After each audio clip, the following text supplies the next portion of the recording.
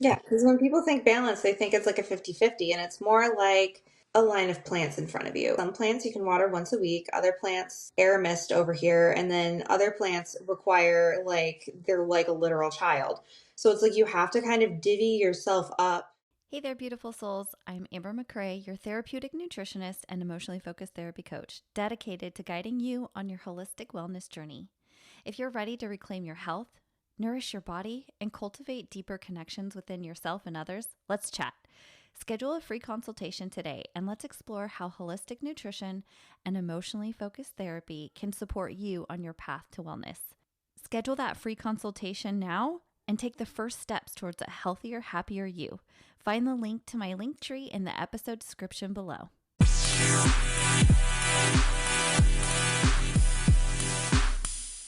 Hey there, amazing humans. Welcome back to another episode of Connection Over Perfection. And I am thrilled to welcome back my incredible friend, a true mental health warrior, and the authentic host behind Hot Mess Espresso podcast.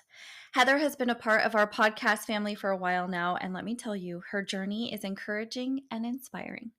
In 2018, Heather was diagnosed with borderline personality disorder, BPD, and more recently, she's bravely navigated the complexities of CPTSD, complex post traumatic stress disorder. What is remarkable is how she turned her own personal experiences and reflections into a podcast that's all about education, advocacy, and a dose of unfiltered realness. What began as a corner basement passion project has blossomed into a full-blown career where Heather tackles not just BPD, but also explores in depth other crucial mental health topics. And if you've listened to her show, you'll know it's not just her honest approach that's memorable, it's also the entertaining background soundtrack courtesy of her zoo pets. Now, Heather is not just a fantastic podcaster, she's also a cherished friend who I hold dear. She is an integral part of the Podcast Connection Network and continues to make waves with Hot Mess Espresso. In today's episode, we're going to explore in depth some profound topics. We'll talk about how Heather takes care of her mental health while juggling advocacy, content creation, and the whirlwind world of podcasting, all while dealing with BPD and CPTSD. We'll explore the importance of setting boundaries, the strategies she uses to manage the emotional toll of sharing her personal mental health journey, and the valuable advice she has for those who want to advocate for mental health while keeping their own well being in check. Heather, your honesty, your humor, and your insights are like a breath of fresh air in this world. Welcome back to Connection Over Perfection, my lovely friend. How are you? I'm good. Thanks for having me back. Yes, always fun, always fun. So we're just going to jump right into it. Let's do it. How in the world do you take care of your mental health while juggling advocacy, content creation, podcasting, and all of the other craziness in your life, especially with BPD and CPTSD? So it's kind of a complicated answer. Last year when I started all of this, I was not taking care of myself at all whatsoever. I was just go, go, go. And I also think I got in over my head when it came to what I knew advocacy was going to require a lot of me. I didn't realize how much. So I think the last like couple of months, what I've been doing is I got back into my love of reading. And as ridiculous as that may sound, that helps because in my spare time, instead of being like just basically beating myself up and being like, you could be doing more right now, you could be doing like office work, you could be doing this, you could be doing that. I was like, you know what, we're going to read a book. And it could be anywhere from, an educational, like self help, like, well, actually, no, I don't really love self help books, but like, um, more like understanding like my own psychology and my self improvement and stuff like that. Or it was all the way down to just like smut. And it was just a way to just relax and take care of me and almost like escape from the craziness of advocacy and stuff like that because it can be really, really draining. So for me, there was that. I stopped also doing like calls and podcast episodes on the same days that I was babysitting. So like my availability is a lot more limited for calls and stuff like that. But it gave me an out where I wasn't packing my days full. And in a way, overloading myself and burning myself out a little slightly paid off because now I have like episodes banked for the next couple of seasons. So now I can kind of slow down and like work on things a little bit more per se.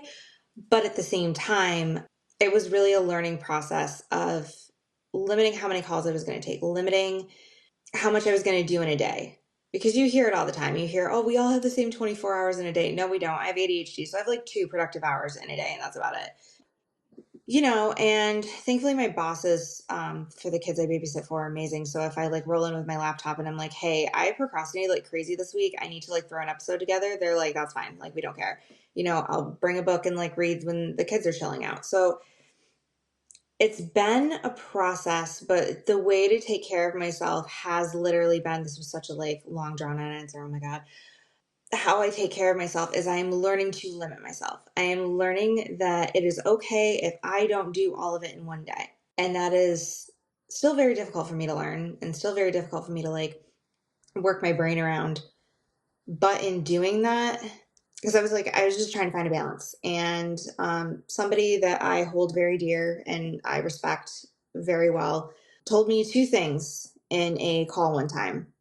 And one of them was, don't should all over yourself. And the other one is balance is bullshit.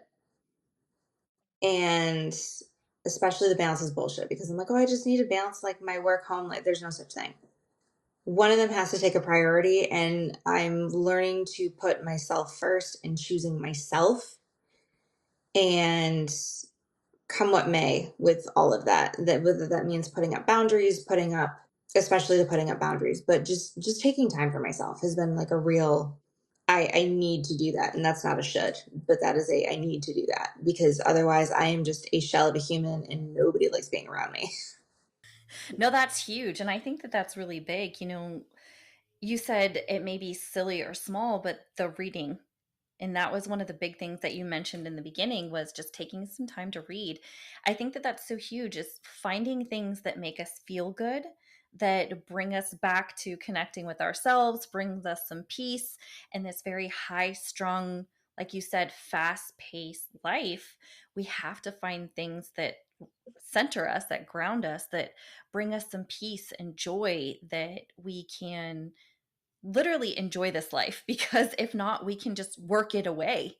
Like you said, there isn't really that balance because if we have a balance between work and home or work and personal, we're going to evenly be burnt the fuck out.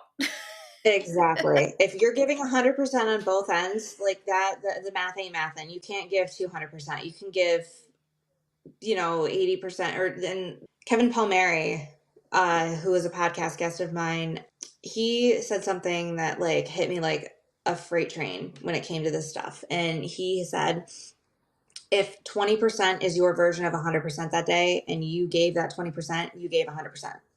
I love that. It was so freeing to just be like, because when you're just like, oh, I've got 20% at best, that's your best for the day. And that's okay. And I've had to learn I listened to a lot of Next Level University, and that has really, really helped me kind of forgive myself and like allot myself a lot of grace. So I think that's also been beyond helpful. And the reading thing has also kind of like weirdly helped heal my inner child because I used to read a lot to escape like I mean, my childhood wasn't like something out of a horror film, but it wasn't something out of a Disney film either. So like it wasn't like absolutely terrible, but obviously like I have borderline, so it wasn't great either. Um but I used to read to just like escape all of that. And now I'm reading to escape again, but I'm reading to kind of, it's almost like resetting it where I'm not escaping like a ton of trauma or something like that. I'm escaping because, I'm just taking care of myself. And it's almost like healing my inner child where it's like, look how far we've come. We're not escaping the trauma anymore. We're just taking care of ourselves for once. And it's Mm. like I just got chills saying that out loud. Like it's crazy. It is crazy to me. I love that that you're saying that it brought you so much peace and comfort. Hmm. And so really it sounds like that's what you're tapping into, not that you're using it as a negative coping mechanism, Hmm. but really honoring that, hey, this feels good and we're going to go ahead and visit this Yeah. again. Like you said, look at how far we've come. And we can enjoy this, and it doesn't have to be an unhealthy coping mechanism. Yeah. We're still escaping reality, but it's a different kind of reality. And it's so freeing and so healing to be like, I'm doing this because I want to take care of myself, not because I'm like, I need to be in another world right now because my current reality just absolutely sucks. Well, and I think that this is really huge, super huge, is that it is okay to escape sometimes just to recenter, right? Like this world is a lot. Being a human is a lot. And I think that there is this misconception that we can't ever use a healthy coping mechanism, which I think that it's necessary. I think here's the difference. It's not that we're trying to escape reality and dealing with the emotions like maybe in the past. It's more of just taking a moment to reconnect with something that makes us feel good. So like you were saying, it's not escaping dealing with all of the things. It's literally just pausing and saying, "Hey, we're just going to take a breather and we're going to do something that feels good." Absolutely. So, another thing I heard you talk about was really maintaining boundaries, which is super essential. So, how do you set and uphold those? Yeah. So the thing is like, so far, setting the boundaries has been relatively easy. I know it's a lot harder for like bigger creators, like, friends of ours that are, bigger creators than we are that, kind of have started setting the boundaries. And I think that's the thing is I started setting the boundaries when I started this, like from jump. Like I remember people would immediately be like, "Oh, you're a mental health advocate for BPD." One of the first things I had to tell people was BPD is borderline, not bipolar. That's like a huge myth, and I'm probably going to be repeating that until the day I die. But then people would be like, "Oh, so what's the difference between borderline and bipolar? Like, can you explain the difference?" And I'm just like, I can explain borderline very well. Anything I'm going to explain to you about bipolar, I'm about to get off Google because I don't live with it. I'm not an expert on it. I would, eventually, like, I want to do an episode where I have somebody that lives with bipolar and, I have borderline and we just kind of compare and contrast because I think that is the only way to do that. But I've put those boundaries up where it's like, I flat out said that. It's like, I'm not well versed in that. So anything I'm about to tell you, I'm literally about to Google. So either I can tell you or you can also Google it. And that's not me being bitchy at all because I'm like very nice when I say it, but I'm just like, I'm very honest. I'm not trying to basically like bleed myself out on things that I don't know. So I'm very like that's why I bring people on the podcast from like other things Mm, because I don't have the energy to do the research and answer all the questions. That's what other people with other life experiences are for. So that's been a way that I've put up boundaries. Thankfully, I've been very fortunate to have people around me that understand that I'm busy. I have a life. I'm juggling a ton of things. So when I'm like, I'm so sorry I didn't respond, they're very like, no, it's totally fine. Like, you're responding now. That's all I care about, blah, blah, blah. So I thankfully haven't ran into people that are just like, you're a mental health advocate. You should like, crucify yourself to, be there for everybody because I'm not going to. I can barely be there for myself some days. I'm not going to be good at being there for other right. people 24/7. I have people that will just be like, hey, and I think I've also surrounded myself with people that give me the boundaries as well. They're like, hey, do you have the mental capacity for me to be able to vent, even if it's like a quote follower, even though like most of the people that I talk to that are followers, like I'm developing friendships with. So it's, I would consider them like friends. They're like, hey, do you, I need to vent. Do you have like space right now? And I'm like, sure, yeah. And the other thing is I try to limit my TikTok lives to if we're going to be talking mental health, that's when people can dump. If not, we're talking music. And because I don't always know the right things to say. I very much have resting bitch face. So like when people are venting in the chat and I'm just like, internally, I'm like, oh my God, like I feel for you. Like I'm empathizing. My face is like, but it's like, because I'm trying to focus on the words that they're saying and not the look on my face. So I actually have a mug. This is much nicer than my That's so face funny. looks. But it's holding those boundaries where I can still be a safe space, but we're not, there's been people that come in and they're just like, I just need to vent right now and I'm there for it. And I have some people that kind of jump in the chat and they're like, this isn't the place. I'm like, actually, this is the place to Mm, talk about it. Like, there's only so much I can do. And it gets to a point where I'm like, hey, you need to call or text 988 because there's only so much I can do right now. And there's going to be somebody that's actually trained to deal with this. Like, I will listen until I'm blue in the face. But when it comes to a solution, I may not have one. So here's it's not that I'm shipping people off. It's I'm, I know my right. limitations. And I'm also not going to be responsible for, and I don't want to be responsible because my anxiety can never handle it. But I don't want to be responsible for giving people bad advice or bad information. So I listen and I give as much advice as I can if I've been in the situation, and I just empathize as best I can. But then I'm like, hey, 988 is going to be the place that you're going to want to talk because those people are, licensed therapists or, certified crisis counselors or something like that. I'm none of the above. So those boundaries I hold very, very, very firm just because I want to be a safe space for everybody, but I can't solve everybody's problems.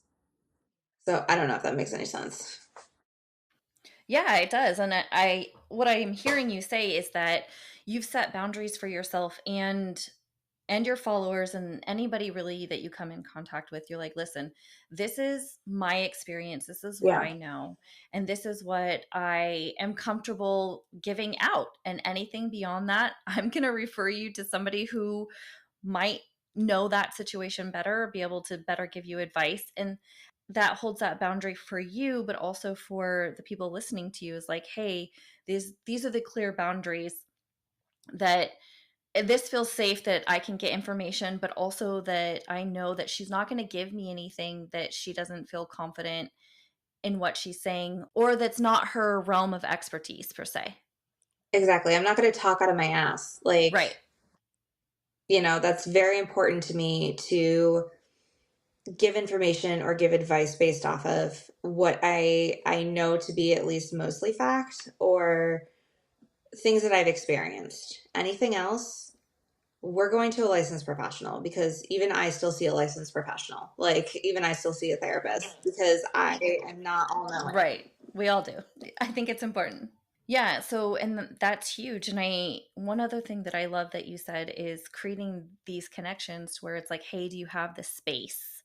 And I think that that's so huge. And I love surrounding myself with people like that too, because it's that extra layer of, hey, I'm very aware of my energy and your energy, and let's honor both of those. And you might be in a space where you are dealing with your own shit or in a really peaceful place, and you might not be ready for all the shit that I'm about to verbally vomit on you. So I love that communication and that honoring of one another.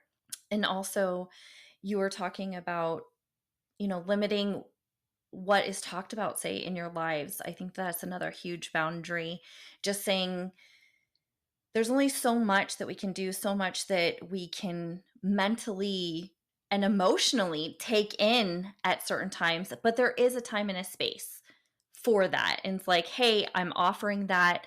We're going to honor this space, but there is that space for you. Also, just kind of going back to you talking about honoring your schedule and making those boundaries and saying, hey, I cannot overload myself and be what I need to be and be what I want to be.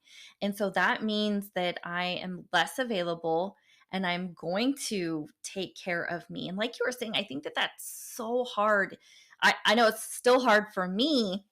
I think everybody struggles with feeling like it's selfish or that maybe somehow we're lazy if we're taking time for ourselves. And then that guilt and that shame comes in, I think, because we're programmed for productivity equals love. Hmm. You have to get that gold star. it's that hustle culture too. Like, oh, we're hustling. We're almost praised for not getting sleep and not taking care of ourselves and working ourselves down to like the to nothing. Because yes, queen, kill it. Like, no. Right. Like, girl, take a nap.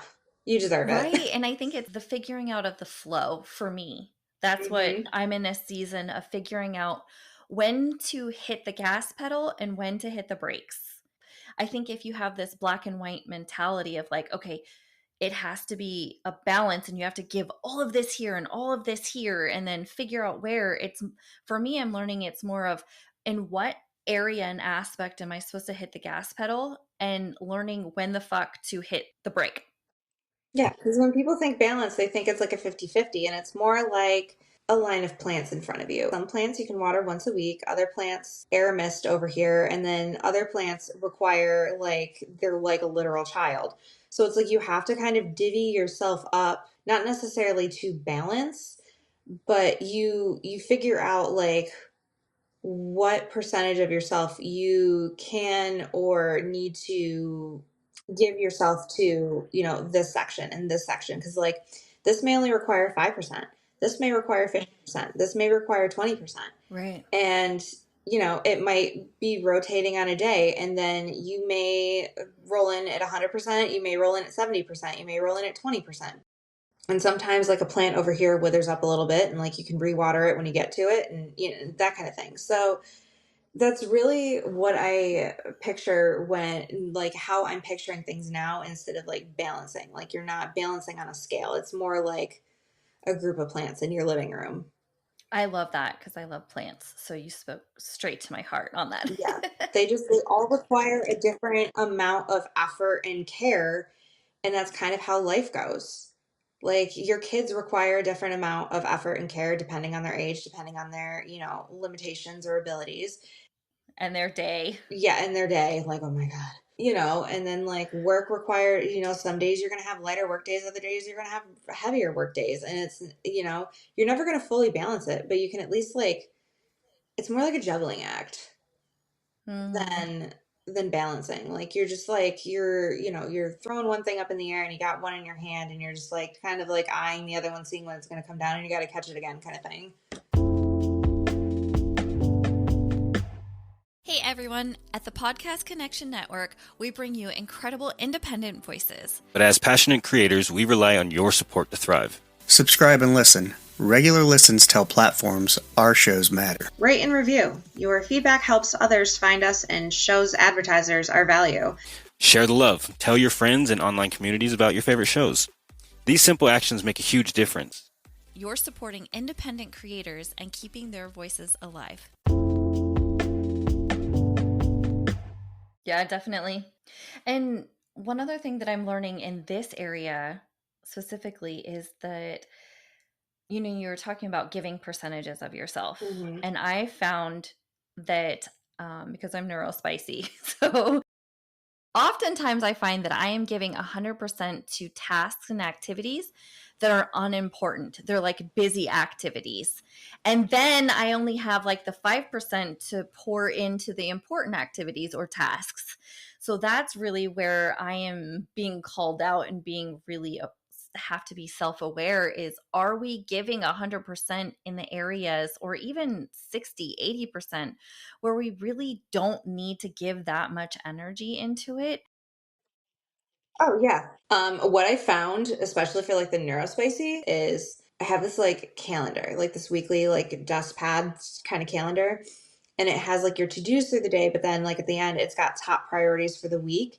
And that has helped me focus on the bigger things I actually need to do versus all of the like little busy tasks, because it's like top priority, lowest priority. And then you can like kind of prioritize what really requires your energy that week. So instead of like one big to-do list where you're going to focus on all the little things to avoid like the big ones, you kind of like categorize it out where the ones that are going to take the most energy are top priorities, like the ones that you really need to focus on versus all the little busy tasks. And those can go in lowest priorities. And that's kind of helped me to divvy up my energy a little bit easier, because I was like, I kept telling myself that I need to like improve my pod score and improve this, like take this course, take that course. And finally, I just kind of looked at myself and I'm like, I keep putting that on my to-do list every week, and it's just not happening right now. I don't have the energy for it. So instead, I'm like, okay, I just need to get my episodes out. I can work on that stuff in the interim, like in between seasons. But right now I need to focus on the big things that are like the meat and potatoes of the podcast. And that has seriously helped, Yeah, that's huge. especially with those like categories of top, middle, lowest priority, because then that helps me divvy it up instead of one big long to-do list where I'm like, oh, let's do all these like little busy tasks to make me look like I did something. Meanwhile, like the big ones, I'm like missing. Yeah, that's huge. That's I'm in that same season, and I just found the 12-week year, which is really helping because it helps Yes.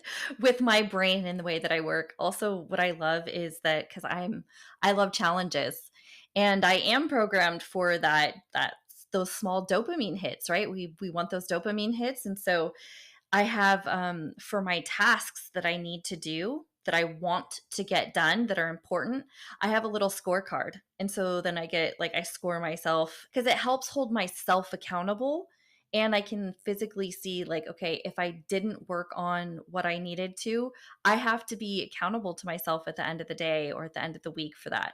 So it for me it's just this fun little visual actual thing that I can write down that really helps me. Yeah, I love how we hated chore charts and like rewards as kids on the wall, and now that's all we do as Right. adults. We're just like, no, let's write out a chore chart so like we remember what the hell we're doing, and also like a little reward system. Like, Right, yes, exactly. how the tables turn. Ah, indeed, indeed.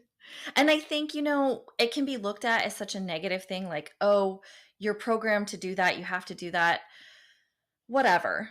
It's finding whatever feels good and works for you. There's so much out there. Find out whatever the fuck works for you and own that shit.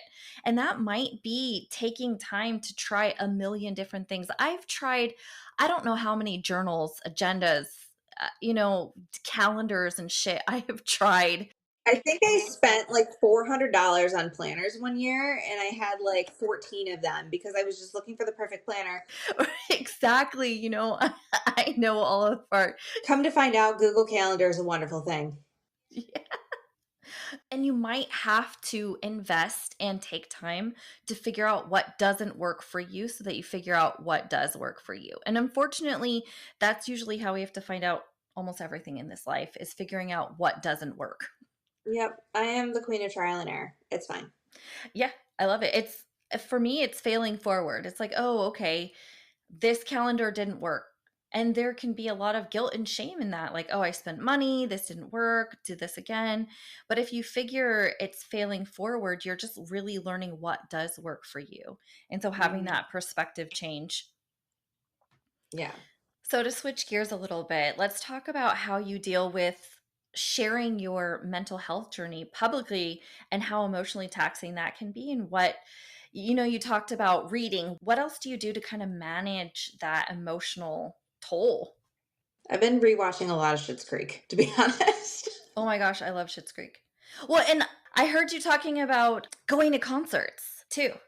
Yeah, so everybody's mental health took a hit during COVID, but mine definitely did badly because there was 3 years of no shows. Mm.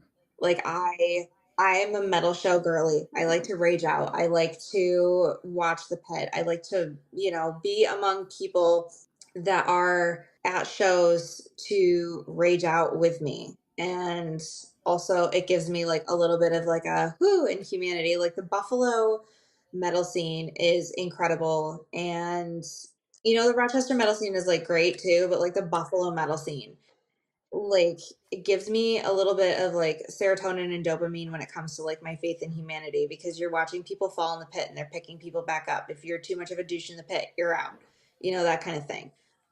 Everybody kind of 99.9% of the time, everybody's looking out for other people. And it kind of like fuels me to be among people that genuinely care about other people, but also to listen to this music that gets me through like the really shitty days, and watching these artists just like leave it out on stage every night. and I'm leaving it all there, and I am recharged. I am also sore as shit because I'm 32 and, dealing with chronic illnesses. So I like the next day, I'm just like, a 97-year-old man, just like, just dying. But it recharges me and it refuels me. And I think that's what's also been nice about being public about my mental health journey is I've also been public about the music I listen to, and I'm finding fellow metalheads from like all over the world and all over the country. And they'll come into my TikTok lives and they're like, oh my god, did you hear like the new music, or we're talking music, or they'll send me something on TikTok, or if they follow me on Instagram, they're sending me something on Instagram, or interacting with my stories. And it's just, I think what also fuels me is I'm building this community. And as much as like there's still like my, I guess, imposter syndrome type thing where I'm just like, me, it's just so fulfilling in a way. So where it should be draining me, it's actually charging me a little bit because I'm building a community, and that community is giving just as much back to me as I'm giving out to them. And I'm really, really fortunate to be able to say that and to do that, because I know a lot of advocates and mental health creators don't have that. But I've managed to kind of find my community that looks out for me as much as I look out for them. And I think that's what really helps refuel me and recharge me, and also keeps me real, where I'm like, I'm not doing okay today, because I don't have to, I'm not put up on this pedestal. So if I'm like, look, I'm having a day, like I don't have it in me. People are like, no, no problem. And then, they'll send me cat memes and stuff like that just to like try and make me feel it. So I'm very fortunate to be building the community that I am. And I think that's been incredibly helpful with keeping me going, keeping me refueled, keeping me from like going off the deep end, for I sure. love all those things you said. I just want to kind of recap is you said, reading was a huge thing, and then Mhm. your heavy metal concerts, just for the reasons of just being able to like scream therapy and kind of just get it out, and like you said, leave it all there. And then that restoration of humanity, just watching people take care of one another and just kind of Yeah, putting that love, like there's still good people here on this earth. there are. And that kind of just fills your heart. And then also what I super love is, I'm all about connection. So talking about the community that you're building, and just your authenticity has provided you to attract people that are also authentic. And so you don't have to be fake and you don't have to pretend. You can be like, listen, I'm having a tough day, and these people are there for you just as much as you are there for them. And so this beautiful energy exchange instead of just a one-way energy drain. And Yeah. so I love that. That's amazing. No, I'm so fortunate, and I'm very, very grateful for a lot of they're more than just like followers. We're building a community, and I love that. And they check on me just as much as, I'm there for them, kind of thing. And it's been incredibly helpful. It doesn't feel as draining. That's awesome. I love that for not just you, but also for them and the collective. It's amazing. Yeah. And I love also too that you mentioned that because you've started this community and because you're so open and authentic about not just your mental health journey, but also your love and passion for music and how that ties into your mental health journey, you're also meeting other people who share in that, and then creating a whole different layer of connection and level of, we're not only connected on this mental journey, but now this soul giving music journey as well, which is awesome. Yeah. Yeah. I mean, music is life. I know that that sounds cliche as hell, but it is for I me. think that all of us would agree with that statement. So, what advice, Heather, do you have for those who want to dive more into advocating for mental health while managing their own mental health challenges?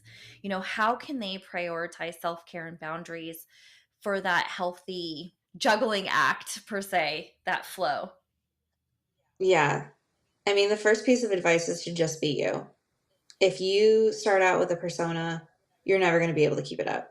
I mean, as much as sometimes I kind of feel like my brand shouldn't be as chaotic as it is. It's my brand and it is me, and it has brought a lot of people to me because I'm just chaotically me. Like, the door's shut and I'm kind of sad that it is, but my dog wouldn't shut the hell up earlier, so I just didn't want her like yip yapping through the whole damn interview. But usually there's a cat that's, walking across the camera at some point, or just something like that, or my dog does lose her shit. Or the other day, like, we had an interview and I'm in like the spare room. It's an office slash spare room, and my dog was on the spare bed just having a temper tantrum, and I tried to turn the gain down or the monitor down so that like maybe they didn't hear it, and my guest was just like, she just started laughing in the middle, and she's like, I'm so sorry, I'm literally listening to your dog lose her mind over there. And I'm like, yeah, this is just what it is, like.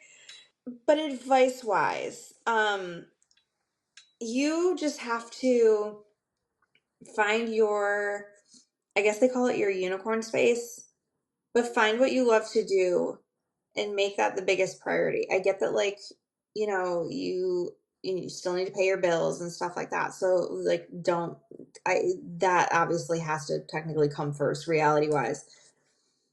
But find what fills you, even if it's just watching like an episode of Schitt's Creek. If that's like what refuels you and gets you going, that 20 minutes, take that 20 minutes. You have to take that time or you're going to burn out and you're never going to actually like get the longevity of this. Ask me how I know. I was like ready to quit halfway through season 1 because I went too hard. And I just wrapped season 3 as of today because I learned to prioritize myself and what made me happy. You're not going to be able to be you if you don't take care of you. You're just going to be a shell of a human, and it's just not going to work out well. So, write down what you like to do, even if it's 15 minutes, just stick to it. A chapter a day. If really like coffee, like, try a new coffee recipe, have fun with it. Make sure that you sit down and have your coffee. And I get that it's really hard to take like 15, 20 minutes to yourself a day, but you absolutely have to do it. If you like, nobody has an hour. Anybody that's like, oh yeah, take an hour or two, nobody has that kind of time. So like 15 minutes. Take that 15 minutes and do something that you love to do. And I promise you, over time, that 15 minutes will become a habit. That 15 minutes will become something that you look forward to. Even if you had the world's shittiest day, you have that 15 minutes. And that 15 minutes will just kind of like refuel you. If you have longer than 15 minutes in a day, fucking fantastic. But, usually 15 minutes is like about what any of us have for anything, really. Right, exactly. I love that you pointed that out because I'm a timer whore. Like, I have timers everywhere. I have to set timers Yep. because, Well, part of hyper that focus, man. neurospicy, ADHD, whatever you want to say, is that I can overindulge, right? And I can get lost. I'm just going to read for like 20 minutes before bed. It's 3 a.m. That hyper focus, exactly. I've done that so many times. I'm like, well, I couldn't put the book down. One more chapter. I have one more chapter to get to a 5 a.m. bedtime. So many times. So that's for me where those timers come in. Set your timer for 15 minutes, for 5 minutes, whatever it is. My brain says I can do anything for 15 minutes. That's like the max. Anything over that, I fight with my brain about. So I know 15 is like my cutoff. So I'm like, I could do anything for 15. And 15 feels good. 15 feels like, okay, I at least got a little something. So I love that you mentioned that. And this is like the oldest advice ever. We just can't seem to figure it out and get it through our thick skulls. You cannot give from an empty cup. I mean, it's that plain and simple. And you have to figure out what fills you up, even just a little bit. And our brains can say, oh, we want to, take a trip to Hawaii, and we can't do that. So we're not able to refuel. And, that does suck and it is shitty, but there are ways that we can small baby step it, refuel. Exactly. Like, you can plan for the vacation and do like a big recharge. But for now, like, that 15 minutes is going to have to do. Like, even if it's just, if you want to go to Hawaii that bad, like, you can make it happen, but also maybe that 15 minutes you're just sitting there listening to like the waves crashing and pretending you're in Hawaii. Like make a Mai Tai, sit somewhere and let the waves crash or something. Like pina colada, whatever. But Right. there are ways to do it. But yeah, I mean, traveling, even if it's for work trips, like recharges me, but that's a really expensive recharge. So we're just gonna have to make do and be sustainable with what we've got going on. Right. And, I don't know about for you, but for me, is if I don't implement those small recharges, when I go Mhm. for my big recharge, I actually don't get as much out of it because it takes me Absolutely. such a longer time to actually decompress and relax. And I have not Yeah, I'm not in the habit of taking time for myself. So it feels guilty too. And then it's this guilt and shame come in. It's like, how can I be relaxing? And so you kind of self-sabotage. So getting in the yep, habit of learning how to enjoy and relax and take that time is going to be so much more beneficial on a small scale so that when you do get to the big scale, you can actually fucking enjoy it. exactly. Because like if you think about it, like you take a week for vacation and then you take like 2 full days to decompress, and then you really only have 2 to 3 days to actually enjoy yourself because you spend the last like 36 to 48 hours being like, I have to go back to all of this. Versus Mm. if you're just constantly like recharging yourself a little at a time, you're going to be able to like look forward to the vacation, like take maybe half a day or a day to like fully decompress and then actually enjoy a week instead of enjoying like the middle of the Yeah, week. that makes so much sense. And that brought that cup analogy is like, okay, if we have this empty cup and every day we're recharging it a little bit at a little bit, we Mhm. slowly move up. But if we never recharge it when we go on that trip, we're already at an empty and it's going to take everything the whole trip to even fill it. And then that's not even possible. And so we still feel empty. Yeah, it's that vacation For hangover. me, I can often feel, yeah, still feel Mhm. empty. So it's all about the damn baby Yep. steps. I'm trying to tell you guys. Those little damn baby steps, man. I mean, you think about it, like babies start walking and then all of a sudden they're sprinting, and it's literally one step at a time. Heather, this has been awesome. Thank you so much for all your advice and your tips and just your authenticity. Can you give the listeners a little bit more about where they can find you? Obviously, that will all be in the description, but also, is there anything exciting coming up that you would like to share? So, I'm not writing a book yet, but I swear to Damn God, it. everybody's like, you should write a book. I'm like, that'll be like 8 trillion pages. So, I have a little bit of a challenge going on right now. As of this recording, we've got 107 Spotify followers. I'm just like, what? That's amazing. But when I hit 250 on Spotify, and yes, Apple Music like counts and we love that, but like trying to find my analytics is not as user friendly as Spotify is.